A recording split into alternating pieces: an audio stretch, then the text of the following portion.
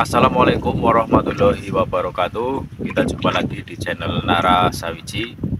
Di konten kali ini saya akan membuat konten sepil atau review kolam dengan biaya sederhana namun bisa menghasilkan keuntungan yang lumayan. Jadi bagi teman-teman yang mempunyai modal terbatas, saya mencoba memberikan sebuah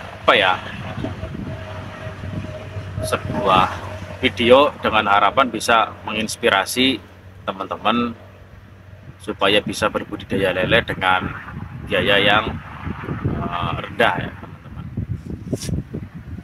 Sebelum itu, jadi gini teman-teman, pembudidaya lele atau budidaya ikan pada umumnya biasanya kan tergiur dengan hasil atau keuntungan yang tinggi. Biasanya itu kebanyakan yang ingin berbudidaya ikan lele itu belajarnya di YouTube atau di teman-teman yang sudah berjalan usaha bisnisnya. Nah, bagi pemula yang ingin memulai budidaya ikan, itu kan mentalnya biasanya belum terbentuk. Biasanya masih ada bosenan kayak gitulah. Jadi jangan sampai kita sudah mengeluarkan biaya yang besar, khususnya untuk biaya kolam, nanti di tengah jalan bosen gitu loh, bosen antara hasilnya yang kurang memuaskan atau antara harapan yang terlalu tinggi tidak sesuai dengan hasil yang didapatkan, atau mungkin karena sering nonton-nonton video yang lain, budidaya yang lain, akhirnya kepencut dengan budidaya yang lain, akhirnya ikannya tidak diteruskan. Selanjutnya karena mungkin kesulitan-kesulitan yang didapat seperti kelangkaan air atau kesulitan menjual hasil panen atau ikannya nggak mau besar-besar, kesalahan manajemen pakan dan lain sebagainya lah. Intinya yang namanya bisnis itu pasti ada hambatannya di tengah jalan.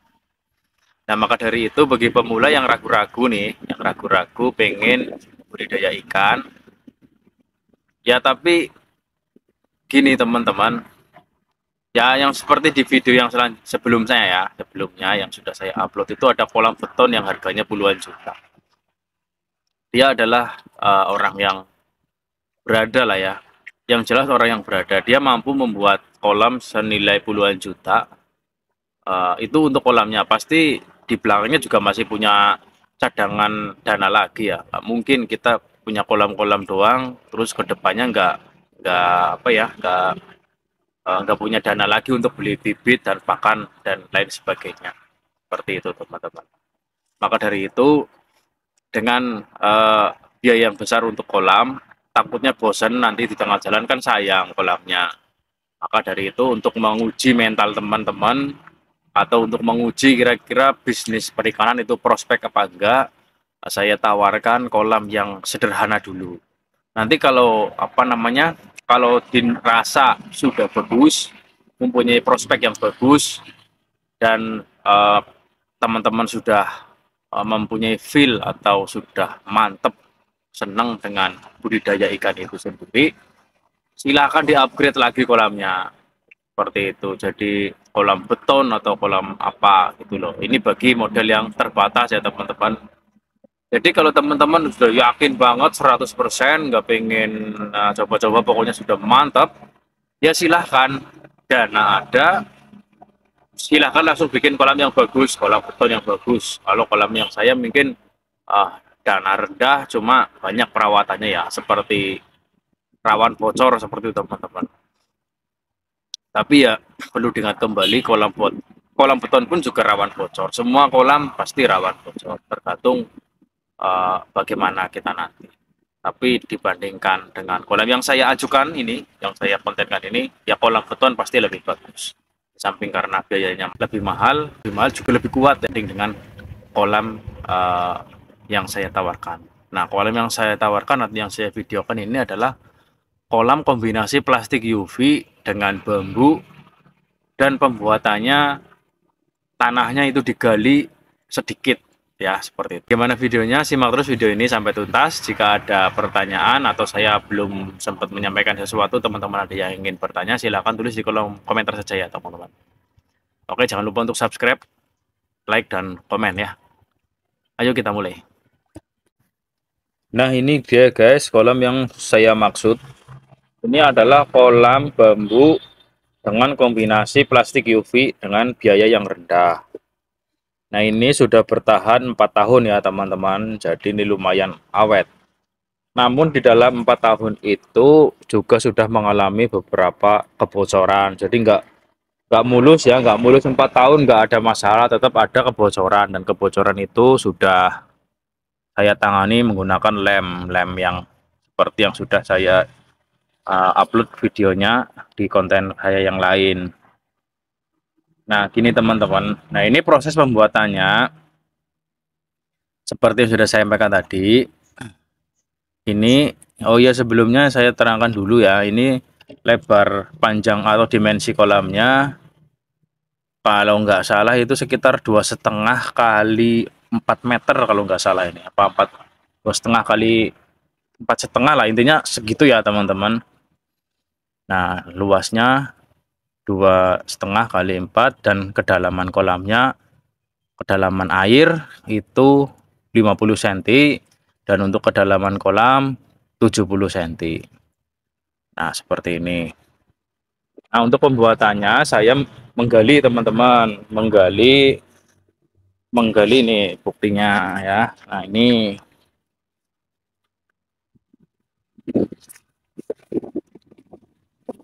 Nah, gini teman-teman. Nah, ini dari samping ya.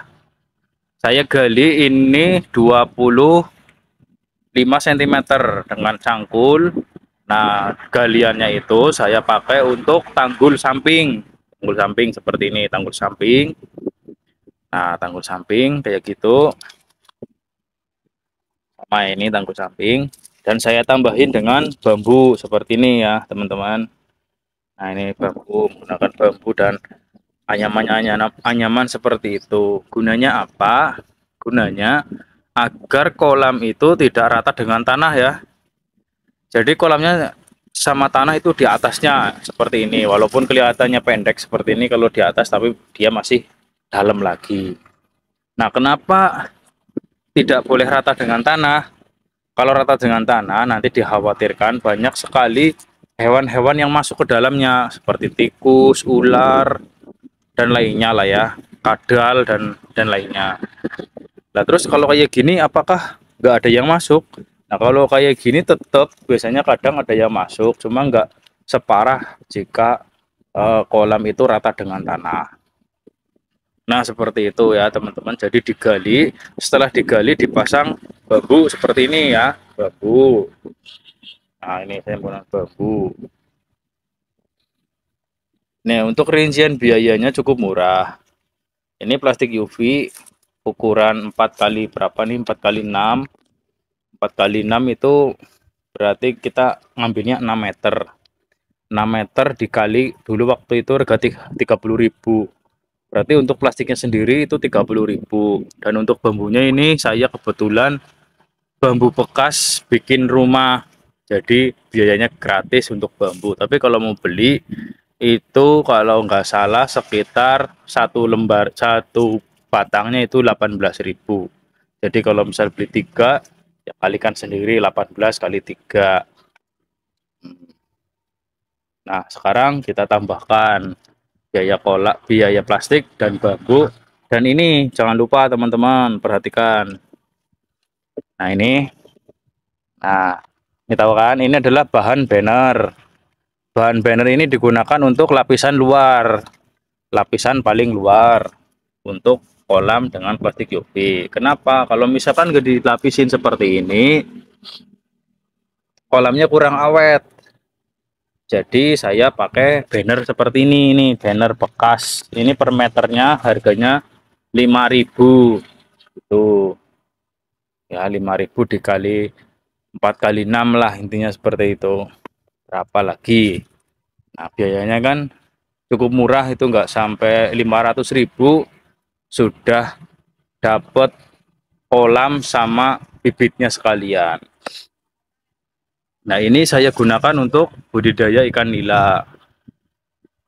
Nah, seperti ini. Tadinya juga ini untuk lele saya juga udah banyak gitu. lala semua. Ini nila. Dan yang tadi waktu awas awal lagi saya bicara atau monolog di depan, itu juga nila. Nah, seperti ini teman-temanku. Bagi teman-teman yang ingin buat kolam atau pemula yang ingin budidaya ikan, bolehlah ditiru cara seperti ini, cara pembuatan kolamnya dengan biaya rendah.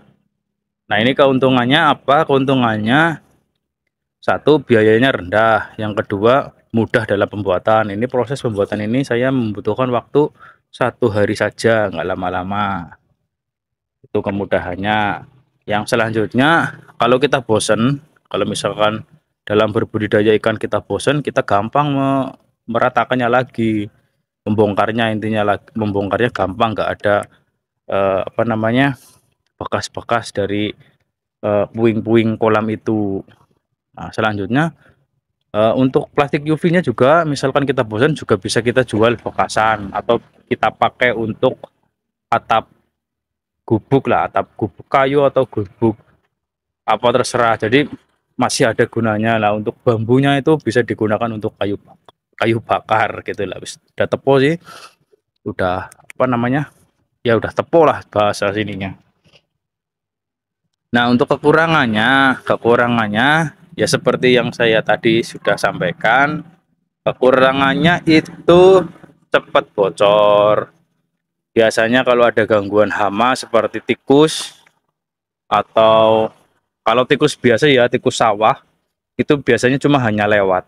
Itu yang rusak yang parah itu biasanya tikus wiruk. Kalau di sini itu namanya tikus wiruk atau tikus bantul. Tikus yang besar itu loh. Tikus yang besar itu ngeri, bisa makan apa aja.